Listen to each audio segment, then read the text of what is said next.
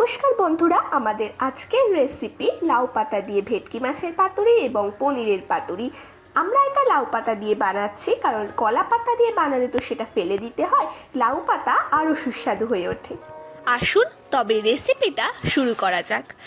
এই রেসিপিটা করার জন্য আমরা পোস্তকে মিক্সিতে গ্রাইন্ড করে নেব। আপনারা চাইলে এই পোস্তটাকে শিলেও বেটে নিতে পারেন। এবার এই পোস্ত বাটার মধ্যে আমরা দিয়ে দেব 2 টেবিল স্পুন টক দই এবং সর্ষে পোস্ত পাউডার। এইখানে আপনারা সর্ষে আর পোস্তটাকে একবারে বেটেও ইউজ করতে পারেন। আর দিয়ে দেব স্বাদ অনুযায়ী নুন, লঙ্কা গুঁড়ো এবং হলুদ গুঁড়ো। আপনারা যদি পোস্ত এবং সর্ষে বাটার সময় নুন দিয়ে থাকেন তবে আর এই পর্যায়ে নুন দেওয়ার কোনো প্রয়োজন নেই। এবার মশলাটাকে ভালো করে মিশিয়ে নিয়ে মাছ এবং পনিরের সাথে ভালো করে মিশিয়ে দেব। এখানে পনিরগুলোকে আমি আগে থেকেই নুন মাখিয়ে রেখেছিলাম এবং মাছগুলোকে আগে থেকেই নুন আর হলুদ মাখিয়ে রেখেছিলাম।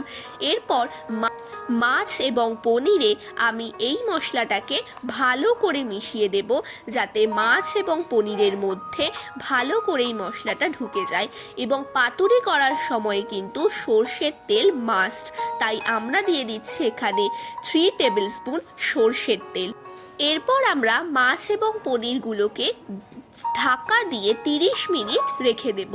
30 মিনিট পর আমরা যেহেতু এটা লাউ পাতা দিয়ে ভেটকি মাছের পাতুরি করছি, তাই লাউ পাতাগুলোকে ভালো করে জলে ধুয়ে এর ভেতর ভেটকি মাছ এবং পনির দিয়ে ওপর থেকে একটা কাঁচা লঙ্কা দিয়ে ভালো করে চারধার থেকে এটাকে ফোল্ড করে নেব এবং সুতো দিয়ে বেঁধে নেব। সুতো দিয়ে বাঁধার সময় খেয়াল রাখতে হবে যাতে কোনোভাবেই ভেতরের মশলা বাইরে বেরিয়ে না আসে।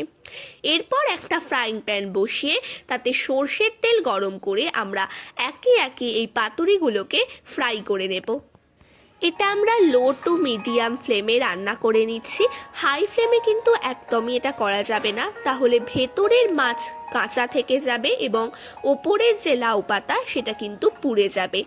এটাকে প্রথমে কিছুক্ষণ এপিট ওপিট করে রান্না করে নেওয়ার পর আমরা ঢাকা দিয়ে 5 মিনিট এটাকে আবারও রান্না হতে দেব, যাতে ভেতরের মাছটা ভালোভাবে সেদ্ধ হয়ে যায়। 5 মিনিট পর ঢাকা খুলে আবারও এই পাতুরিগুলোকে একটু উল্টে দিতে হবে।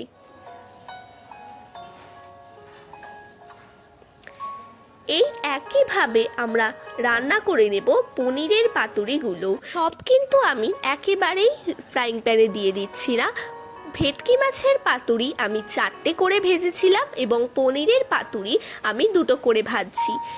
তৈরি হয়ে গেল আমাদের দারুণ স্বাদের লাউ পাতা দিয়ে ভেটকি মাছের পাতুরি এবং লাউ পাতা দিয়ে পনিরের পাতুরি।